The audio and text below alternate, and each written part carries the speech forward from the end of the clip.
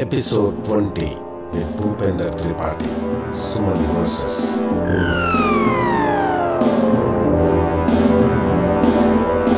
This part of the episode is sponsored by SP Developers, the most trusted real estates company in Hyderabad, India. Make an investment on your favorite property now. For more details, call +919676171633.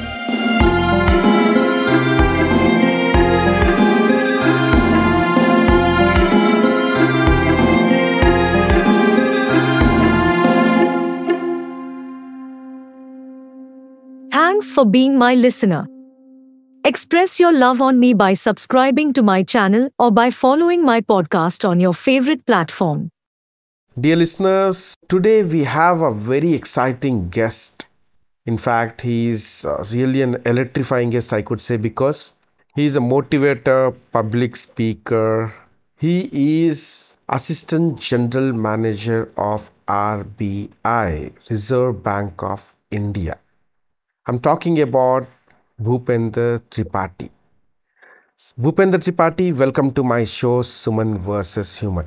Thank you so much for giving me this opportunity. A big hello and namaskar to all the listeners of the podcast across the world. Bhupendra ji, I heard a lot of things about you. One thing what caught my mind is you are a national award winner. And this achievement is not easy. I'm telling you, Bhupendra ji, to achieve such kind of award, you need to do a lot of hard work. We just want to explore all that work you do to come this far. So Bhupendra ji, before we start, I would like to tell my listeners that Bhupendra ji is not supposed to be an assistant general manager in the banking sector. He is supposed to be into something else. Bhupendra Tripathi is supposed to be working in the country's administration. He is supposed to be in the civil administration of this country. Bhupendra, please tell me what didn't go through, what was not into your favor. I'm very curious about it. That's a very interesting question. So basically, when I was preparing for various competitive exams, UPSC is always someone's dream, right? Civil services. And that was for my dream also. And I was preparing a lot of that for that. But it was in my first attempt and without any coaching class. I simply jumped into it, the preparations. And simultaneously, I was also preparing for all the banking related competitive exams related to probationary officer, clerical level, and different kinds of grades competitive exams are there for banking sector. So both the preparations were going simultaneously. Of course, the UPSC civil syllabus is so vast that everything under the sun is covered. It's infinite, you can say. The syllabus is like that. The UPSC, everything is covered in there.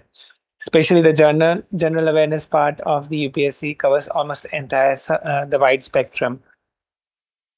And there were various voices that this is going to be tough. And why do you go for UPSC civil services? You will get into depression if you don't clear that.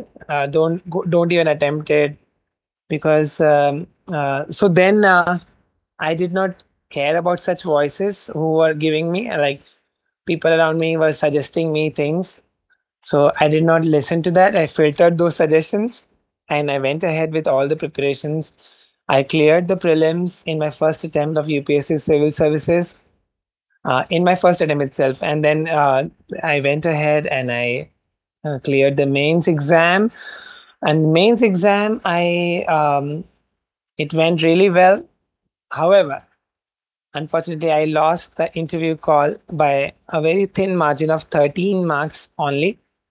It's considered to be a thin margin. Why? Because your mains has around 9 subjects. Each paper is of 4 hours. So you can say 36 hours of writing paper, and out of that, 13 marks. So basically, if you divide it, it's going to be around 1.5 marks per paper. So if that much I could have achieved more, then I would have gone into the interview. So that's the thing. I could not turn into an administrator because the interview was the personality test, or the interview is my forte. Uh, but it did not materialize this the way I wanted it to be. And then parallelly, I was also preparing for various competitive exams of banking sector. And this thing occurred that I manifested that the Reserve Bank Class 1 officer, that grade B, it's called manager level exam. Prelims, mains, I cleared in my first attempt itself.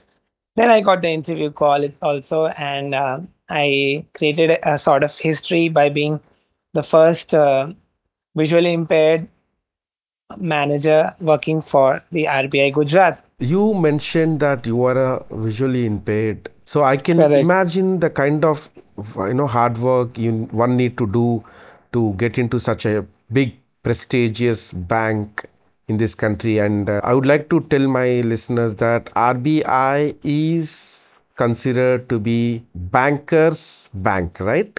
Absolutely. It's the Apex Bank, or the central bank. Yes. So Bhupender, tell me about your journey into blindness. I need to do a little bit of flashback for to answer to this question. So let's go back around 10 years back. So it was 2012, and that time I was working in an IT MNC. It's called Tata Consultancy Services. It's world's top 10 IT services company, and I was an IT analyst at that time. And due to an on-site project assignment as a project manager, I was scheduled to fly to Finland for a project, and my visa was also stamped. And I was very excited to fly to Finland. And preparations were going on because Finland is supposed to be a very cold country, Yes. closer to North Pole. So we need to have some special kind of snow caps and snow gloves and snow jackets and all that. Yes.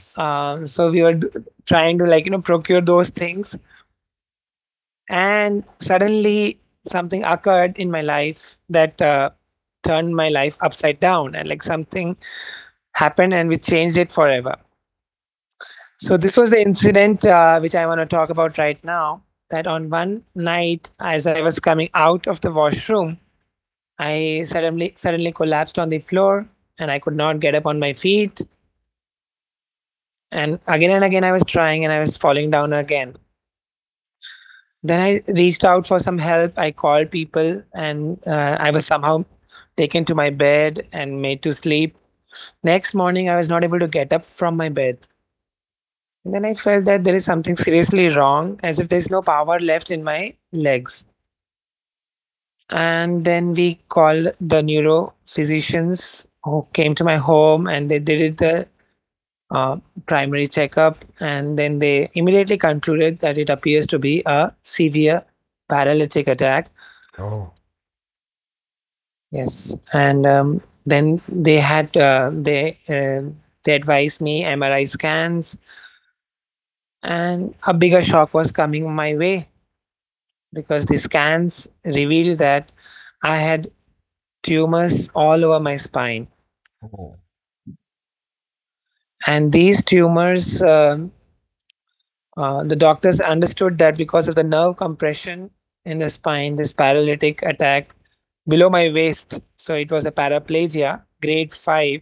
Grade 5 is the most severe form of paralysis where I could not even move my toes.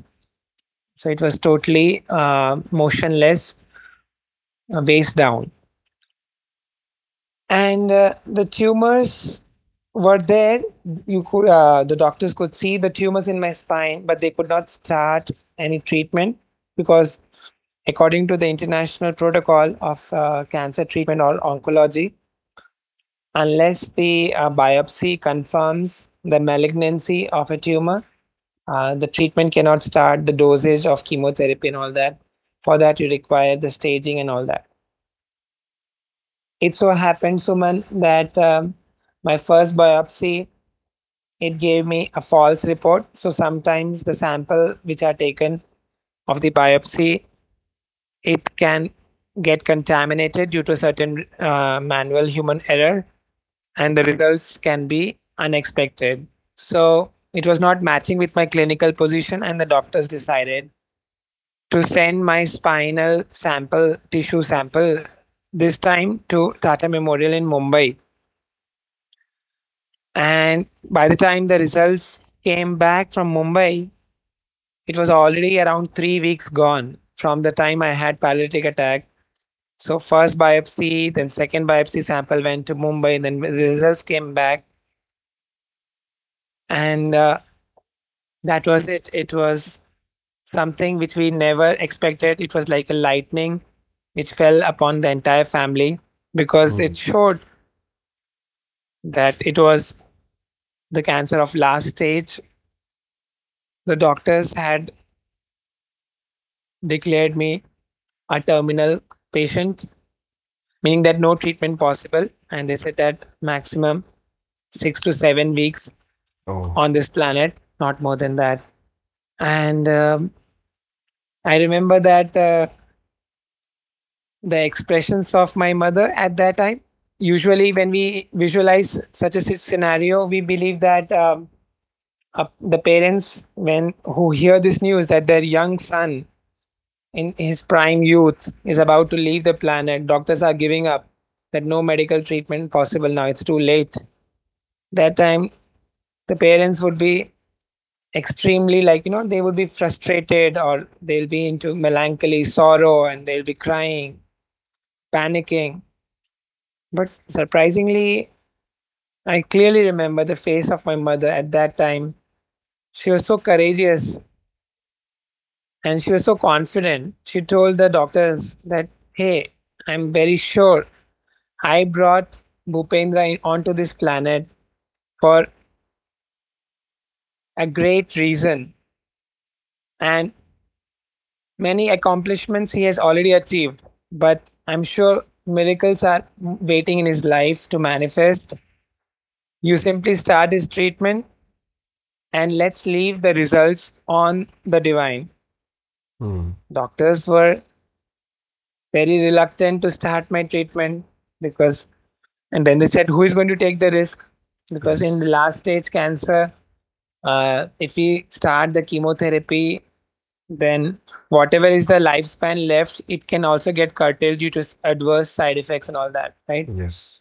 So, so they made my family into this dilemma. They gave all the pros and cons, and then slowly the doctors turned to me.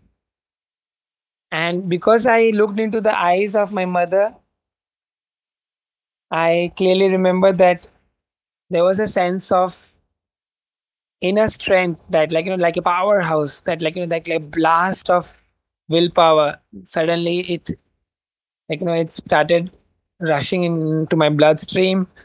And then I told the doctors that, okay, I'm going to fight this cancer till my last breath, no matter what, because I'm the son of this, my courageous mom.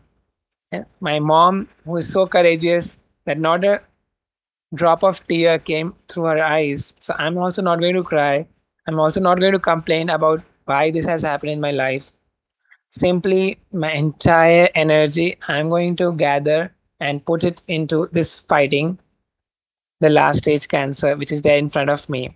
And that too with a smile on my face.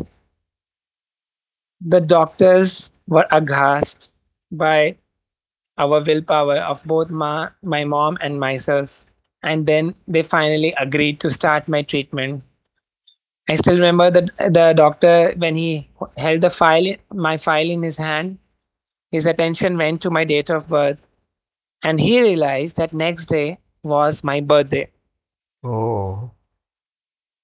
So the doctors feared that it could be my last birthday of this planet. So they said that, why don't you celebrate this birthday with your family at home, and then maybe we can start the treatment day after. My parents were okay about that, but then they said, "You please ask Bhupendra once what is his wish." Mm. So this is the kind of empowerment. At that time, also the decision making was not like it was not thrust upon me. They were like, very democratically taking me, involving me in the decision making process. Mm. And I immediately responded that no, this is going to be the best birthday gift, which I like, the treatment. My enemy is so unsparing. This cancer is spreading every minute, is spreading in my body. Mm. So why to wait for 24 hours more? Let's start the treatment right away. And that is how the history was created. That my treatment finally began. A lot of ups and downs happen in the cancer journey. It's going to be a long thing, this response, but just to summarize couple of anecdotes, one or two from here and there, which will give my listeners some idea about how I the mind game, like the power of my mind and thoughts.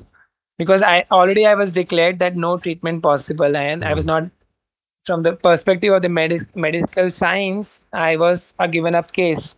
So I remember that just before my first chemotherapy round, the doctors were very nervous and anxious. They said they believe that as soon as this thing goes into through the IV, intravenous fluid, it goes into my bloodstream. Something worse can happen. I can even collapse and succumb to death. So because of the toxic shock, already my body was too fragile and weak. My metabolic systems were going down because of the last stage of fighting on Mm. the last stage cancer. So they they told me that it's going to be they reduce the speed of the IV. They said that it's going to be taking 4 to 5 hours, Mm. and you and every 15 minutes, 10 minutes, they're saying, "Can you see us? Can you talk to us? Are you okay?" Like they were just making sure that I'm not getting drowsy or I'm not. They're just checking my pulse and other parameters. And internally, they were also talking the patient ka BP, how much is the patient's BP, how much is his pulse rate, and what is his hemoglobin, and what is the. So then I suddenly interrupted. It was annoying me somehow, and I shouted at those doctors' team. I said that, "Hey, which patient you're talking about?" Mm. So then they were really surprised. Then they said, "It's only you, na? So we are talking about you, your case." I'm not a patient. I'm fighting cancer. Mm. I'm fighting paralysis. You better call me a fighter or a hero. Wow. Nothing less than that. Yes. So that was it. The doctors thought that this person is made up of something different, and they got that kind of enthusiasm.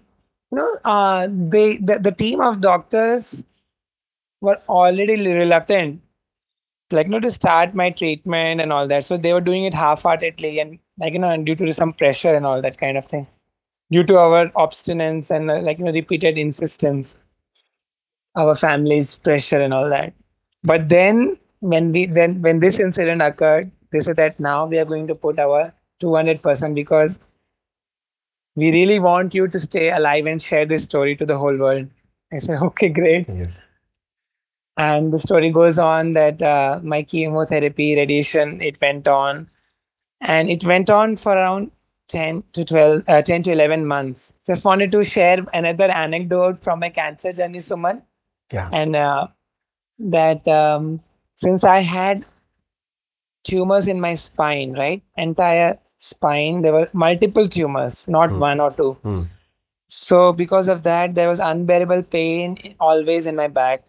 Mm. And doctors believe that if there is a spinal twist, if I do, when we are turning, because remember, I was also paraplegic, so I was Yes. lying on the bed motionless. So if I turn around upper body, lower body is totally lifeless. Mm. And if I twist my upper body here and there, so they feared that it could lead to a spinal fracture. Mm. because of the tumor. So they didn't want my upper body also. They wanted to be like straight thing. It should not bend. And you know what they did for that? They put me into a stainless steel jacket. Oh, So it was something like the entire back side was of a stainless steel plate, your body and, is locked. and it is locked. And there were clasps, the way in flight we sit, and then there are seat belts. We put the Yes, aerosters in, and yes, then you put yes. the. So the same way there were clasps. One belt was around my waist, and the other one was near my chest area, and the back side was the entire stainless steel plate and covering entire my backside, so that it should not bend at all, not even an inch. Hmm. And in that position I remained for around 4 to 5 months, like you know My God.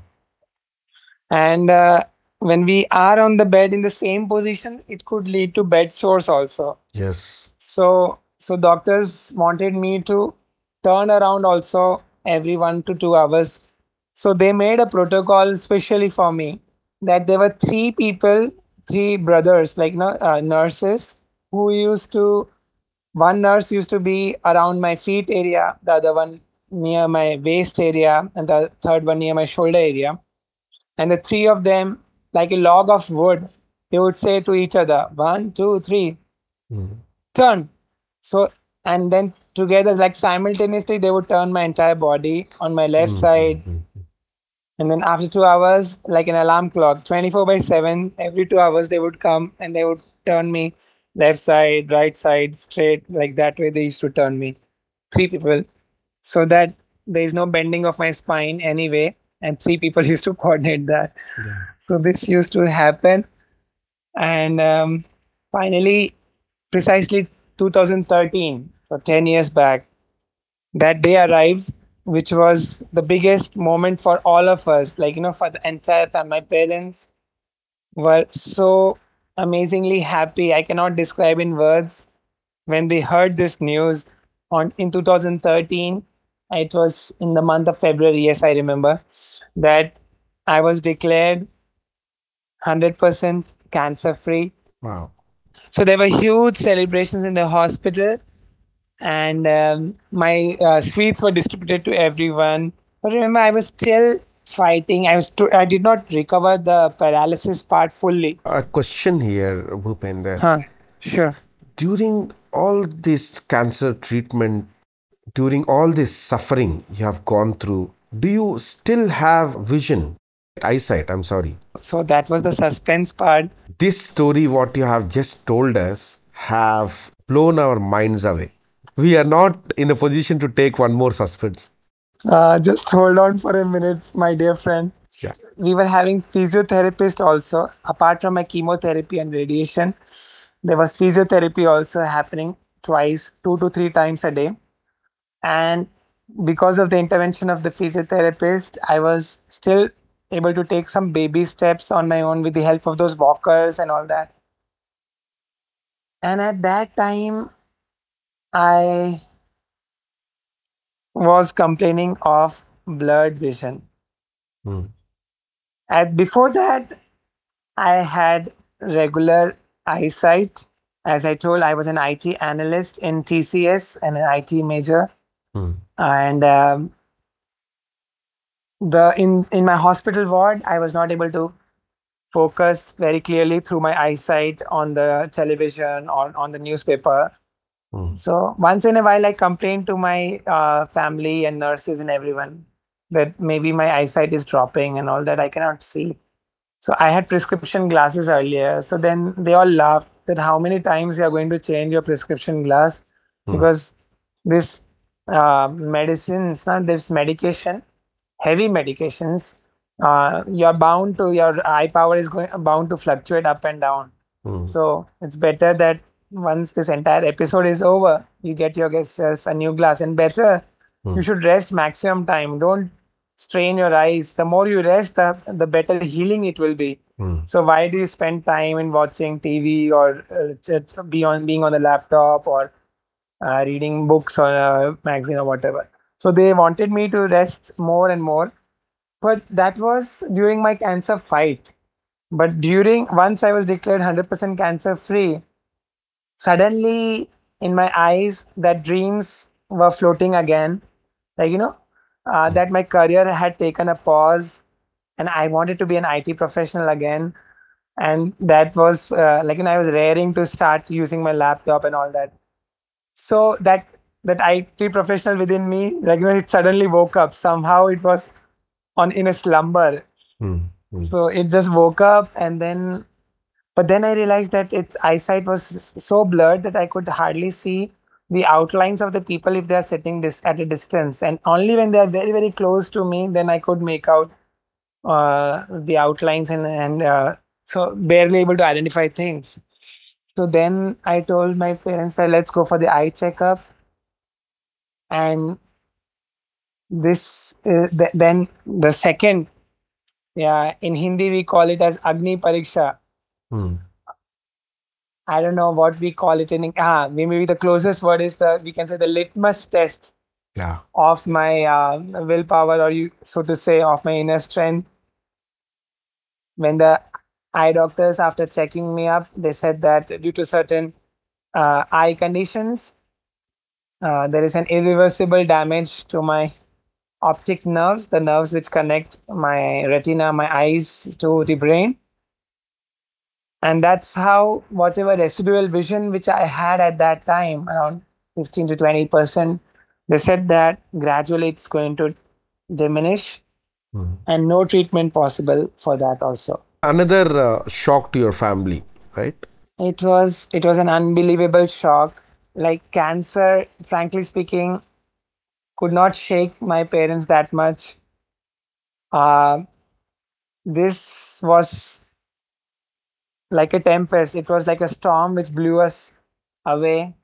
We were not prepared for this Mm. actually, because we were so exhausted.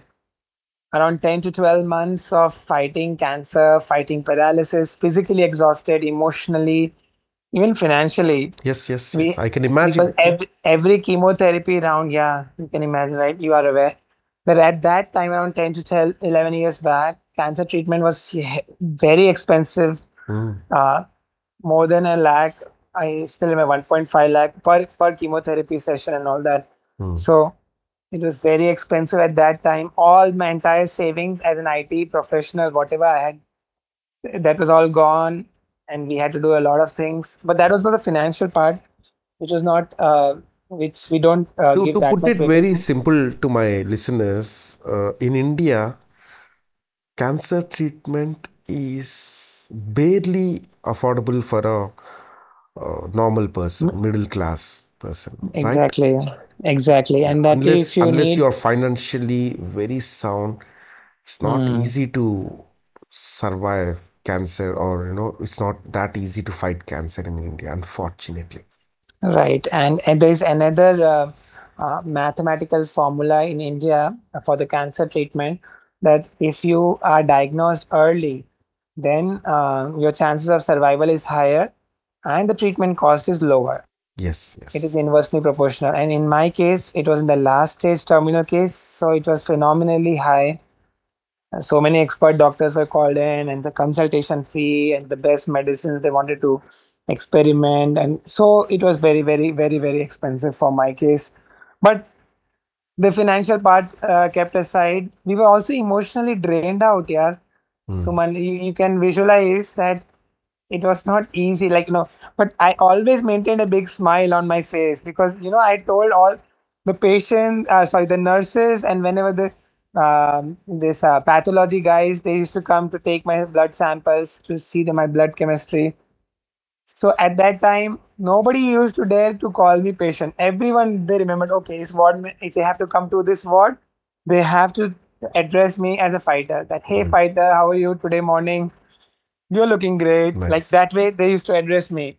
So none of them can enter into my room without a smile. Otherwise, I would have given them a big scolding. That why are you, so stressed out? If you're coming into my room, better come with a big smile. So, So that was the way and so the contrast I wanted to say, that when these eye doctor for the first time he told this news, I was in a total denial mode. I said, no, this is not possible. Mm, So then he said that like my mother and my father, they were also like insisting, "Can you please do the better test? You repeat the test, or you said refer us to a senior doctor or whatever." Then they said that, madam, the optic nerve atrophy, we can see the nerve tissues which are the state which is getting very pale and damaged and all that. So mm, it's very obvious. So we don't need to. But we said, okay, okay, you don't know. We will go to a better doctor. We just mm, had a big fight with that doctor, eye doctor, and we went out. And the family was saying that we hopped around to several eye doctors, but everyone they said the same thing that as of now, the medicine there's no medicine for there's no treatment for the nerve damage, the tissue mm. damage. Yes, yes. And finally, when this thing started to sink in, I was really crestfallen because as my vision was getting down and down every day, I was getting so scared that every night I used to have goosebumps that whether I'll be able to see the next day's morning sun or not. Mm, And it was so scary every night that then I started turning the lights on every night. Like, psychologically, I started getting scared of that darkness thing. mm, And I used to keep the lights on, believing that, okay, it should not, some dim light, it should comfort me. It used to comfort me. mm, And I used to wanted to see everyone's smiling face of my nephew, nieces, my sister, brother, siblings, my mother, father, because I never knew that, when it will be my last time. mm, mm, And all this, when you are slowly and gradually, your vision is going down, and you don't know that when it is going to, with your last moment of your light, it is so frustrating from inside that you are just falling apart. You're breaking inside. It's like thousand times the lightning. It's falling every minute. mm. That kind of agony and pain. It was those 2 3 months. I could bear the unbearable pain of this Spine. uh, s- chemotherapy, yeah, spinal thing and all, cancer. But this one was like mentally, it was killing me. Mm. And I was totally falling apart because never I had thought in my dream that, I'm soon I'm sure, going. I'm pretty sure that those days you never came across any blind person in your life. Not at all. I was totally clueless about how a visually impaired carries on about his mundane chores of his life, daily routine, and how to go about my career. Because the only way we saw in our entire life a visually impaired was in the movies, in the Bollywood cinema. And you know how a visually impaired, a blind person is projected in movies? He's shown to have a miserable life, begging on a railway Mm, station or being getting hurt when walking on the streets. mm. He's falling down again and again, and people pushing them here and there, and like a miserable life. Lot of sympathy, emotional Yes, background exactly. score. I can understand. Yeah, so that is how the kind of visualization which we had, and that's that thought was scaring us that Mm, soon we are going to become blind, or the person's that tag, that disability tag is going to be on me. mm, So it was too much, and then and more importantly, I was thinking that I will be like a burden on my parents all my life. mm. Like Dependent. as a youth, as a young son, we always have a dream, na, to fulfill Yes. the unfulfilled dreams of our parents. Yes. Like Yes. so that's our first priority in our life. Like to give all happiness by earning, by doing hard work and earning as much as possible and And taking our parents that along. too, in your case, it's different because your parents might be they have struggled a lot during your cancer treatment. Mm, Absolutely. mm. And they never showed it up to me, but Yes. yeah, but they always held a brave face. But internally, I know how it. I mean, it's not easy. Mm, For a son, if they see their young son who was at the peak of his career in mm, TCS, mm, just getting shattered, breaking down by this due to paralytic attack and this cancer, that to last stage cancer, and then finally total loss of eyesight. As if all these things were not enough already, one more lightning fell on upon us, and we were really stunned on. And that then one night, Suman, we slept, and the next morning I opened my eyes, and it was all dark all around. Sun never rised. Sun never rise since then. And again, I was in a quick denial mode. I shouted. I said that okay, maybe it's night time now. It's night time now. Eh. Then my entire family also knew that that day has come. We're all crying at that time together, holding each other warmly, tightly, hugging each other and crying. And because everyone understood without even uttering a single next word, that they all understood that that entire darkness had enveloped me forever, Mm. so to say. So even now my parents are like die hard optimists. They say that one day this medical science will have some solution. They will bypass this optic nerve and they will have some bionic chip or bionic eye, and you'll be able to see the world again as before. So don't say that you'll be never be. So they always scold me Mm. if I say this in my interviews. This my parents they hit. Tell me, the day when you lost your eyesight, how old are you? I was 31. So at the age of 31, you have to rehabilitate yourself, right? How Exactly. tough was that? Rehabilitation at the age of 31, it was like a Bhupendra Tripathi version 2.0. It was like a new birth of me. Because remember, I was still recovering. I just, as I told, I was just learning how to take baby steps Mm. and climbing stairs up and down with the help of railing. But still, you know that, right? Because you used to walk before. Yeah. So this is something like a practice.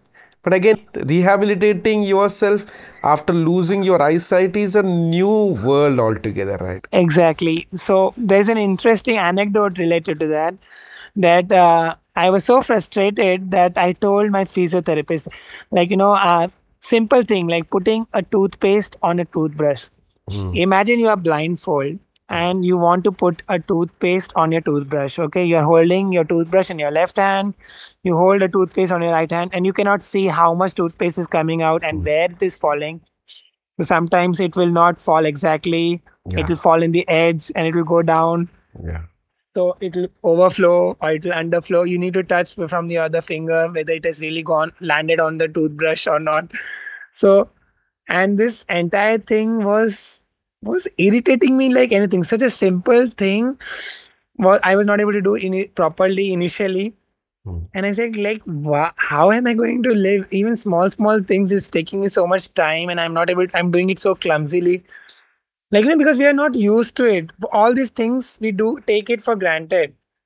Simple things. The gift of our eyes. When we have eyes, we don't even bother to thank the divine that we have got eyesight every day. We don't thank because we just take these things for granted. Yes. But when we lose this sense organ, and then we realize that every step is like. Even I had a smartphone, right? I was a software engineer.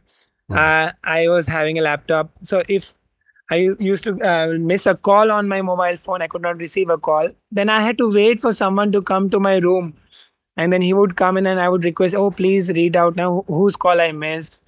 And please call him back. I was so dependent on others because I was not aware of any technology. And there, this anecdote I wanted to share. So the thing goes that I told my physiotherapist, Dr. Alap, that stop coming for my treatment from the next day. So he was surprised. He said, "Why?" I said that no, not anymore. What am I going to do about even if you as a physiotherapist you help me to walk climb stairs up and down, I'm able to walk like before with the help of your treatment. What is the use? Because now without my eyesight, I'll be confined within these four walls all my life. So I'll be like a dependent person. So He said, "No, Bhupendra, I have seen," because he was the same physiotherapist. He said that I have seen you fighting cancer, last stage cancer. I have seen a Bhupendra which is full of willpower. I am not ready to accept that you are going to. This is such a small thing, losing eyesight. What's the big deal? You have defeated last stage cancer. And I had such a big fight, Suman. You won't believe, with my doctor. By that time, if Dr. Alap was a young guy, Mm. almost of like my age, like, around 20s or late 20s or 30, early 30s. So, like, almost of my same age. And he became my very good friend, one of my best friend, because in my entire cancer journey, he was the one, he was like my witness Mm. of my all ups and downs. He used to come to for my treatment morning and evening every day, for physiotherapy sessions. So I said, stop coming. And I had a big fight with him. Do you know what you're talking about? Do you even know that how hard it is to live a life without eyesight? And I had a big fight. You're so cruel. I started blaming him like a melodrama and all that. Yeah. So, and I told him that you stop coming from tomorrow. Anyway, you are charging me for every session. You're not taking it free of cost. Mm. What is the use? Whatever you have given, thank you for that. Mm. And I'm able to do this baby step and this walker and all that. That is enough. I don't need to walk again, because anyway I'll be confined.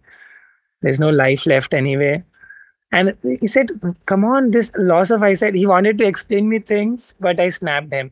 Then he told me that, okay, if you want, I will stop the treatment, but there is a condition. I said, what? He said, you have to meet my father once, Mm. and then you make up your mind. And I was like, I was jolted. I was surprised. This entire, 1 year, 1.5 year, he has been coming to my home and earlier in the hospital. So he never spoke about his father, his family, and even I never asked about his parents or whatever family members. So I said, what about his father? I was so curious. So after a couple of days, he brought his father, and we sat on a sofa together. His father's name is Kailash Bhai. So Shri Kailash Bhai held my hand in his hand, and the first line he uttered is that, Bhupendraji, I lost my complete eyesight when I was just 6 years old. That was the first sentence he said, and then he went on to narrate his own struggles and the way he grew up. He did his education, he did his bachelor's, master's, then B.Ed, and then he became a teacher in a school. He was teaching the in a regular normal school where he was teaching to the sighted children English. He was like an English teacher. And after his retirement from the government school teacher, he went on to put his volunteer service in special schools are there for visually impaired blind schools. And he started teaching Braille. And on top of that, he was a great, so to say, Visharad. So one Visharad takes around 7 years to complete. 7 years of exam to hold a degree of Hindustani Shastri Visharad. Wow. So he did 4 times Visharad. Wow. Despite his loss of eyesight. So then, when he shared all his entire struggles, and our entire family was listening to him, motionless, clueless, baffled, with our jaws wide open in a disbelief. It was like, aisa bhi ho sakta hai. It's like believe it or not kind of moment, because for us it was almost sounding like a story, like a movie. Yes. And we were all fascinated. At the same time, we were all crying also. I don't know why my mother was crying at that time. But then Kailash Bhai sensed it, and then he said, you don't need to cry anymore. He told to my mom, and he said that now I have got not two, but I've got 3 sons. So I adopt your son. Bhupendra is my son only. And whatever I know in my entire life, whatever the experiences, I'm going to transfer all the learnings of my life to him. So I'll equip him. And he started teaching me Braille. So I was so fortunate. Can you see that, Suman? Yes. At least there are 10,000 physiotherapists in a metropolitan where I stay in Ahmedabad, where my treatment happened in Gujarat.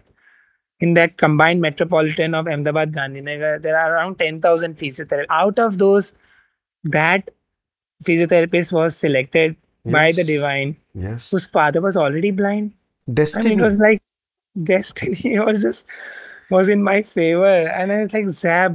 As I look back, it gives me goosebumps. In fact, I'm sure my listeners also got goosebumps. It's like it's people. It's almost like it's people. They don't believe this story when I tell them. Even now in the office, they said, "Okay, all this may not be true." It sounds not even in a fiction story they can imagine that that kind of thing. They Not even in movies. Yeah, friends, I want to tell to the whole world, this learning braille is unbelievably difficult thing. I Yes. mean, no words can describe that. I used to cry when my mom and dad have introduced me to a braille teacher, and this braille teacher used to come to my home every Sunday to teach me braille, and I used to cry because I don't want to learn braille. It is so difficult, so painful, and I gave up. Sorry, I feel bad, I regret, but still the fact is I gave up. I couldn't learn braille. Exactly. I cannot agree much to it. But I need to, for the benefit of the listeners, I want to tell them why I'm telling it as difficult.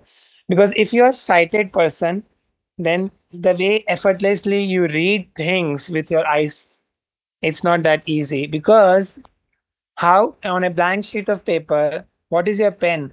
Instead of pen and pencil, we have a needle in our hand and we prick like no dot some patterns on a blank sheet of paper, and these are our alphabets A B C D, right? And this alphabet, they don't resemble the same alphabets which a sighted person in English or whatever language they want to write. These patterns they don't resemble, and we have to memorize some pattern numbers of dots. Okay, so like for example, for writing capital G, we need to have dot number 1 2 3 4 5 6. For writing F, we need to have dot number 1 2 4. To just write character G, you Uh, need to punch. How many times yes, you need to punch, six Bhupendra? punches, six dots, six Six punches. Yeah, times. You need to punch the paper with the needle for 6 times to just write one character. one character. And imagine one more thing. I'll give you the difficulties. Suppose you're writing a sentence, you're in the middle of the paper, and you make a one wrong dot. So there is no eraser. Mm. There is no way, like you in a pen, you just strike it off. That word which you made a spelling mistake or something like that. There is no way you can go back and you correct it because these are the pricks on the paper. Mm. So that is one other thing. And then Yes. this is the difficulty in writing things. And when we have to read, we have to turn the paper the other way, like a mirror image. So for writing, we have to visualize the patterns of dots in a particular manner. And for reading, we have to visualize exactly the mirror image of those dot patterns. Yes. Because when we are writing, it is left to right. When we are reading, so it's like it is Right to so left. difficult. Yes. So it is so difficult. It is so difficult that I would say that uh, and because I had seen the easier way when I was sighted, it Mm. was even harder for me. It was more challenging for me because inside me, the mind said, no, come on, it is so difficult. How am I going to do it? And the Mm. voice was constantly shouting within me. And it was very hard to overcome that. But you know what, Suman? Within Yes. a period of just 1.5, 2 months, I completely learned how to read and write in Braille English. And not just that, Braille Hindi, Braille Gujarati, and even Braille mathematics. Wow. This was possible only because of your aggression and frustration. Exactly. So at that time, he introduced me to the world of this classical music, and then he said that why don't it will it's meditative and it is going to this music will help you in healing. He Mm. started teaching me some ragas, like Rag Bhopali and Bhim Vocals. Palasina. Vocals, yeah. Yeah. Vocal as well as an instrument. He wanted me to keyboard. So Oh. he wanted to, yeah. So, and there I go. I gave this Visharad, the first level exam, second level exam, Hmm. and third level exam. I cleared with distinction. And Fantastic. then parallelly, he sensed that I was I've like during since the time I was discharged from the hospital, I never went out of my home. I was for around 8 to 9 months, 10 months after losing my eyesight, I was just within my home only. Did not go out, did not step out. So Kailash Bhai, he planned something that he made a local blind school in Gandhinagar to invite me in the Independence Day of Bharat, 15th August, to hoist the flag. It's a big honor, and it was like I said, oh, why not? I will take this opportunity. It was something which I could not deny or say no. So Hmm. I just I was so thrilled to go there. And Hmm. then once I did this, there was a national anthem, and without anything, without any prior intimation, there was an announcement that Mr. Tripathi, we want you to share your journey from your earlier life where you could see and this transition. Please share it with all the children. And I was not prepared. No, that was my first motivational talk, impromptu, which I gave, and that was very something. When I used to speak earlier on the stage also, I in TCS I played the role of a technical faculty Hmm. for a while. For around 12 months, I was a technical faculty also in Hmm. TCS. Around 8+ years of my career as an IT professional. For around 12 months, I was a tech. So in classroom, I used to teach the fresh recruits, some fresh software engineers who were hired. I used to train them, evaluate them in Java, object-oriented programming, etc.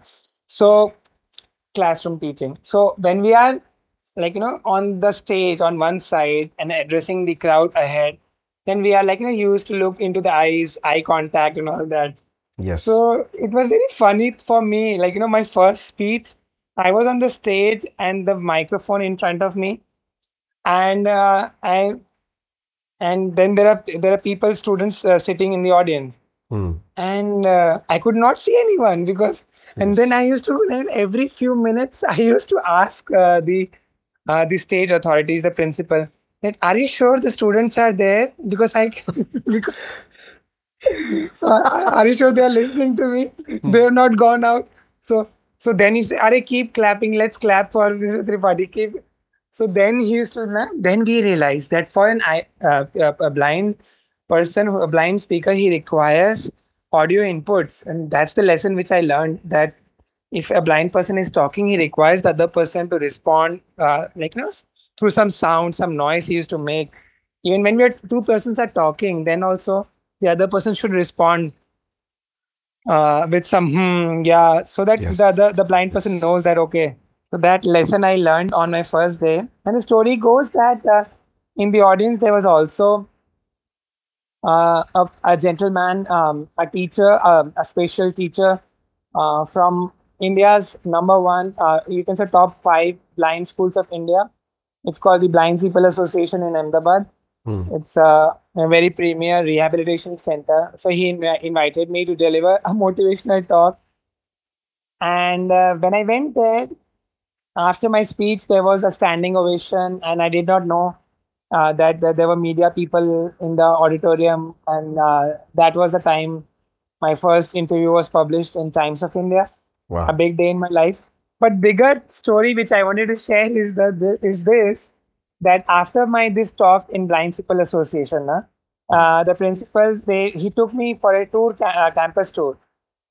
So he was saying, okay, here in this area, we teach the blind children how to do some Hmm. activities like music. And he said that this is the where they do some exercise and some yoga. I said, Hmm. okay, fine. And then finally he said that this is our computer lab. Hmm. And I was like, what? Computer lab? How blind people can use a computer? So Hmm. he said, just let's step in. And then when we stepped inside, there was this cacophony of this Jaws sound coming. You heard Jaws for the first time. Yeah, and it was like a computer lab, so like around 15, 20 computers Jaws together, Yeah. and that high speed Jaws. So not making any sense. And I was Yes. getting mad. I'm like, what is it? What is this? Then these people were smiling. They knew not that I'm hearing it for the first time. So, but then I got this software installed on my laptop, and it was not easy for me to do up down because from my home in Gandhinagar, this was around 32 kilometer away, this blind school. Hmm. So, and still I was just barely, I had recovered from paralysis. So it was not easy for me, to travel every day 32 kilometers and come back. I had my entire routine of medicine and other schedule recovered from cancer, right? So physiotherapy and all that. So it was not possible for me to do a daily moving from Gandhinagar to Ahmedabad every day. So then I decided to install this software in my laptop. I started learning on my own because I was a software engineer. But Hmm. then Hmm. this is the ironical part.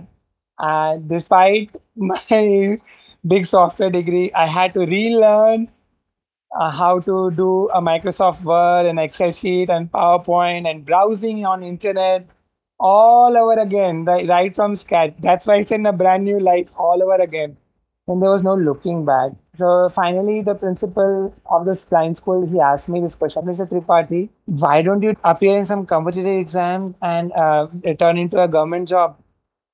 I said, for me, it was like a fictional story again. I like hearing it for the first time.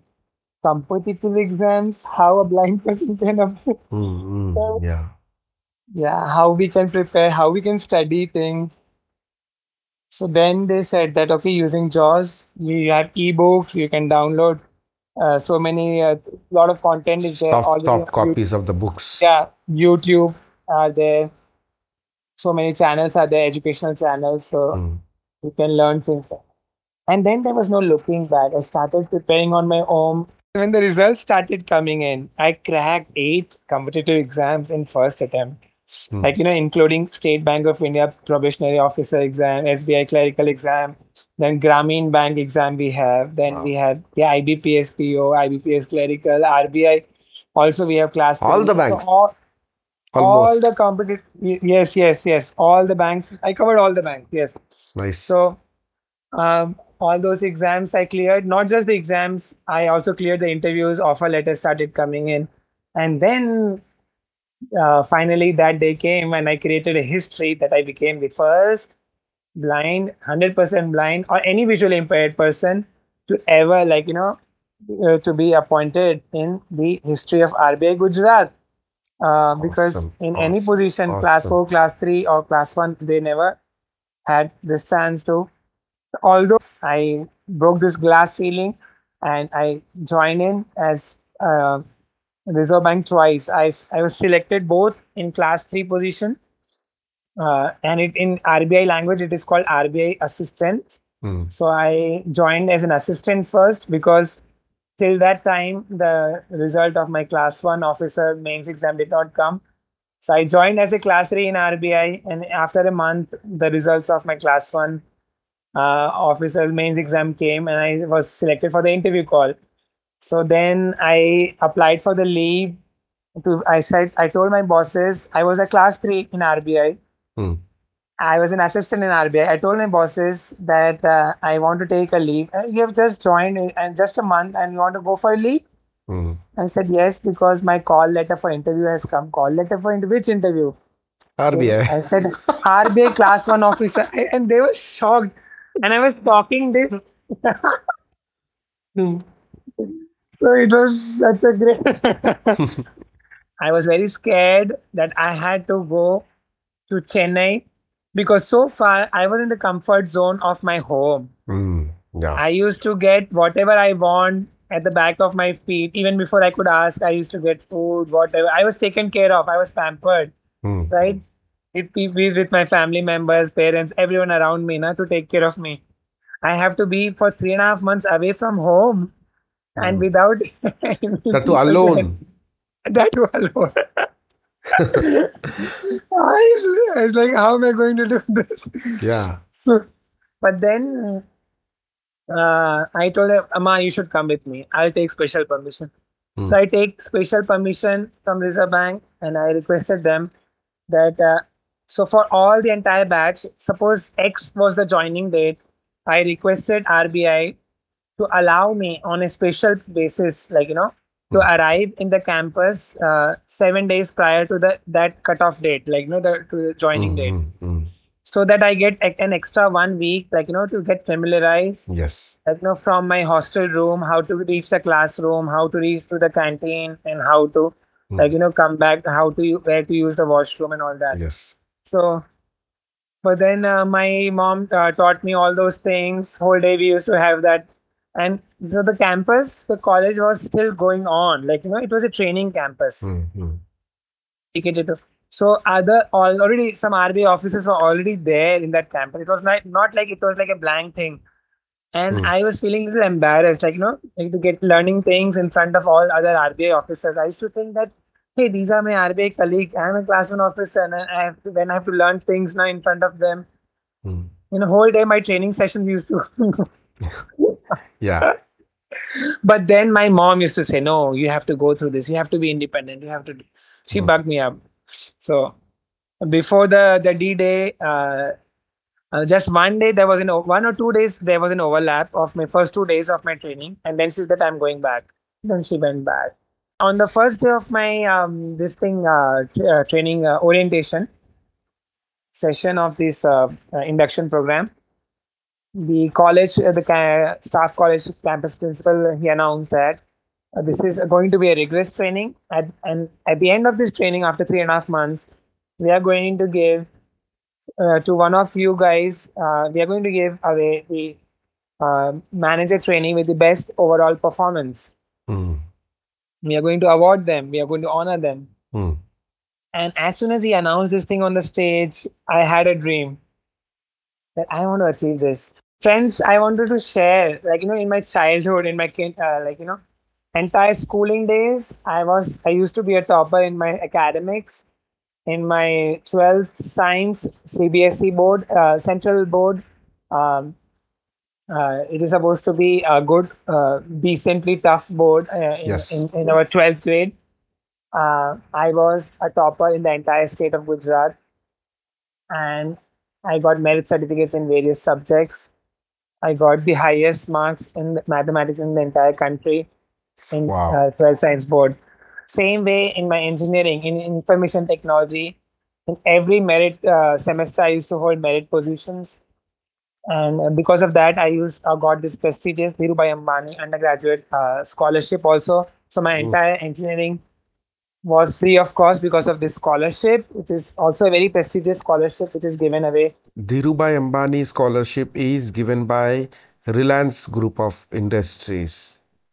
So Reliance is Yes. considered to be a biggest company, one of the biggest companies in Asian continent, and this scholarship is given to the merit and most talented. I prepared myself for that. But then again, there was a challenge because it was really, really very rigorous, even beyond what I had thought of, even more than what was required during my preparation for this exam. Even it was harder than that Mhm. because it was hardcore macroeconomy and economic theories and all that. So, which were taught by the economy professors, like in a session, 2 hours lecture Mm. of one subject to 2 hours Mm. lecture, Mm. Mm. and like the total 4 lectures in a day, so 8 hours. Mm. And then every subject they will give us some assignment, some case studies which we have to do in the end. Next day there will be, every weekend there will be some evaluation. It was like too much. Yes. And and finally at the end of the day I was awarded the Reserve Bank uh, manager trainee with the outstanding overall performance award, runner up. So I stood runner up, which is the second, but in the entire batch, which was also I was awarded on the stage. But it was really a proud moment for me. I did tremendous amount of hard work in those 3.5 months, but it really gave me sweet results. And then I joined back as a manager to our Ahmedabad RBI office as a manager. And I've been working there since around 7 years. I worked there as a manager. And in between, uh, I got this distinction of this national award, which you like mentioned in the beginning. Yes. I was And waiting to hear this story. yeah, this is the climax. The national award was in the category of being the best visually impaired employee of the country. So, so this employee award, best employee award, is given by the government of India to those blind candidates whose nominations they receive. The recommendations are received from the employer. So I was selected because my name was referred by RBI, and I'm really uh, I became the first visually impaired because prior to me also there were officers who were visually impaired blind in RBI. Of course, not in Gujarat RBI, but outside in like RBI Mumbai and other places, there were RBI officers earlier. So I got this distinction. I earned this distinction to be the first blind RBI officer to have ever received the national award for being the best visually impaired employee of the Wow. country. And until now, I'm the only one. You know what, Bhupender? Man, I know two famous people from Tripathi surname. One famous person I know is Pankaj Tripathi, the very famous actor in India, Bollywood. Right, right, The right. other Tripathi I know is Lavanya Tripathi, actress who works in Tollywood. But trust me, man, these two stand nothing in front of Bhupendra Tripathi. Suman So these versus are Human these are. salutes you for the great Thank you so much. achievement. These two Tripathis, they belong to the silver screen, to the world of cinema, and I am like the real world hero. Yeah, exactly. You are the superhero, and the main intention of my show, Suman versus Human, is to bring those superheroes on the screen. I call it golden screen. Wow. Bhupender, For I have a question ready for you. You have to answer this. okay. If you have all the superpowers in your hand to change something in this country, what that would be? Of course. So I would love to answer this question. There are multiple things, but if I have to select only one thing which I have to change, is the perspective, the barriers, the mental barriers, the stereotypical thoughts which people have for the persons with disabilities, for the persons with blindness, or people with any kind of disabilities, the kind of exclusion, the social exclusion, that I want to change. The kind of barriers, not just the logistical barriers in the transport, in mobility, but also in the leisure, entertainment, cinema, right? Not giving opportunities to persons with disabilities, over sympathizing. Like there's one extreme of people who do the over sympathizing. Like for example, there are people who don't allow me to stand. They say, no, Tripathi, please sit down, please sit down. You can't. Uh, Uh. And like everyone is standing and giving their own introduction in a conference. If there is a conference and every officer is standing and giving their own introduction, if I stand and no, Tripathi, it's okay. You don't stand. You sit. Okay, I have to. No, I'm fine. I can stand and talk. mhm. No, Tripathi, we insist you sit. You please sit down. Huh? Yes. So that kind of caring, and this is one extreme, but the care where we really need their understanding Mm. in the decision making, in policy making, there we are underestimated our potential. So Yes. that we want this, and I believe that unless no matter how many awareness programs, sensitization program we make, unless there is a visually impaired person who is a member of parliament, who is a minister, who is in the government, Mm. who is into policy making, who is in a very very senior position, who is at the apex, Yes. then only it will give the message to the entire country, to the nation. It will shook. about the potential and all that. So that is what I that's my dream. Like, to have no barriers for visual impaired people. Wonderful. It's a very special thing for me. So I thought I would share it with you. That Please. national award uh, for the best visual impaired employee, I achieved an accomplishment which no other blind person had achieved in the world before me, in the entire world. As I became the first blind person in the whole world to crack a certification program conducted by IMF, International Monetary Fund, Washington, D.C. That certification course is called Macroeconomic Accounting. And I became the first blind person to crack that, and that too with an aggregate score of 93%. Great. I feel glad today to have you on my show. It's a proud moment for all of us to having you on my show, Suman versus Human, Bhupender. Thank you so much for giving me this great opportunity. Many thanks to you also, and lots of love to all my listeners. And I also would like to say that I'm also a TEDx speaker and motivational speaker. So you can count on me. I can hop around. The details are given in the description, my dear listeners. You can reach Bhupendra Tripathi if you On want his to channel organize also. any motivation session or self-help session. I'm pretty confident that you will love it. Thank you so much, buddy.